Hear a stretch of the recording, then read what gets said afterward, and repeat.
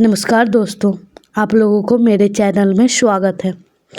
आप लोगों ने तो कितनी बार यूपीएससी का तो नाम सुना ही होगा। आज हम जानेंगे यूपीएससी क्या होता है। आज की जो हमारी क्लास है वो सभी स्टूडेंट के लिए बहुत इम्पोर्टेंट होने वाली है। आप लोगों ने तो ये कभी ज़रूर सोचा होगा कि हम ग्रेजुएशन के बाद यूपीएससी की तैयारी कैसे करें। यूपीएससी क्या है, कितने बच्चों को तो ये भी नहीं पता होगा कि यूपीएससी क्या होता है।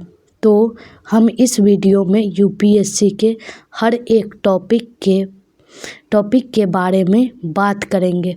तो चलिए दोस्तों शुरू करते हैं। उससे पहले अगर आप लोगों ने मेरे चैनल को सब्सक्राइब नहीं किया है तो प्लीज़ आप लोग मेरे चैनल को सब्सक्राइब कर लें और इस वीडियो को आप लोग ज़रूर से ज़रूर शेयर करें और इस वीडियो को लाइक कर लें। What is the full form of UPSC? UPSC का फुल फॉर्म क्या है? तो यूपीएससी का फुल फॉर्म है यूनियन पब्लिक सर्विस कमीशन, जिसे हम हिंदी में संघ लोक सेवा आयोग कहते हैं। संघ लोक सेवा आयोग के तहत 26 अक्टूबर 1950 को लोक सेवा आयोग की स्थापना हुई थी। तो आप लोग से पूछा जाएगा कि यूपीएससी की स्थापना कब हुई थी, तो आप लोग बताना 26 अक्टूबर 1950 को। चलिए आगे बढ़ते हैं। यूपीएससी परीक्षा की प्रक्रिया के बारे में हम जानेंगे। यूपीएससी सिविल सर्विस परीक्षा 3 चरणों में होती है। पहले चरण में हम प्रीलिम्स यानी कि प्रारंभिक परीक्षा पास करना होता है, जिसके बाद दूसरे चरण में मेंस यानी मुख्य परीक्षा और इसके बाद तीसरे चरण में इंटरव्यू होता है। यह तीनों ही एग्ज़ाम यूपीएससी करवाता है। अगर आप जनरल या ईडब्ल्यूएस कैटेगरी से हैं तो आपको 6 अटैम्प्ट मिलेंगे और अगर आप ओबीसी या दिव्यांग वर्ग के उम्मीदवारों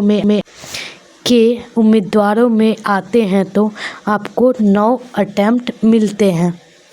तो उम्मीद करते हैं आप लोगों को यह जानकारी अच्छी लग रही होगी। तो चलिए और इसके बारे में जानते हैं। यूपीएससी प्रीलिम्स एग्ज़ाम यानी कि प्रारंभिक परीक्षा में एग्ज़ाम पैटर्न में 2 पेपर होते हैं। पहला जीएस पेपर 1 और दूसरा जीएस पेपर 2। हम इसे सीटेट भी कहते हैं। जीएस पेपर 2 को समान अध्ययन प्रश्न यानी कि जीएस पेपर 1 में 100 प्रश्न पूछे जाते हैं और 200 मार्क्स का होता है। समय आप लोगों को 2 घंटा मिलता है और यह पेपर ऑब्जेक्टिव पेपर होता है। दूसरा है जीएस पेपर 2। इसमें 80 प्रश्न आप लोगों से पूछे जाते हैं और 200 मार्क्स के क्वेश्चन होते हैं। समय 2 घंटा मिलता है और ये भी पेपर ऑब्जेक्टिव पेपर ही होता है, यानी कि जीएस पेपर 1 और जीएस पेपर 2 दोनों ही ऑब्जेक्टिव में ही पूछे जाते हैं। प्रारंभिक परीक्षा प्री का मार्क्स फाइनल रिजल्ट में नहीं जोड़ा जाता है, इसे सिर्फ पास करना होता है। 33% अगर आप लोगों का मार्क्स आ जाता है तो आप लोग आगे मेंस एग्ज़ाम देने के लिए चुने जाते हैं।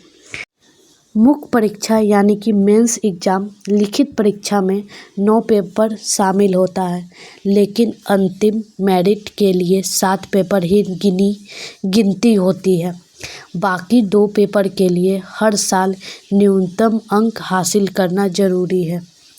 मुख्य परीक्षा इसमें 9 पेपर होता है। 2 पेपर भाषा के, 4 पेपर समान अध्ययन के, 2 पेपर एक वैकल्पिक विषय और 2 निबंध। उसके बाद इंटरव्यू के लिए आप लोगों को बुलाया जाता है। तो यह यूपीएससी के बारे में यह वीडियो आप लोगों को कैसा लगा और यह जानकारी आप लोगों को कैसा लगा, प्लीज़ आप लोग कमेंट में बताइएगा।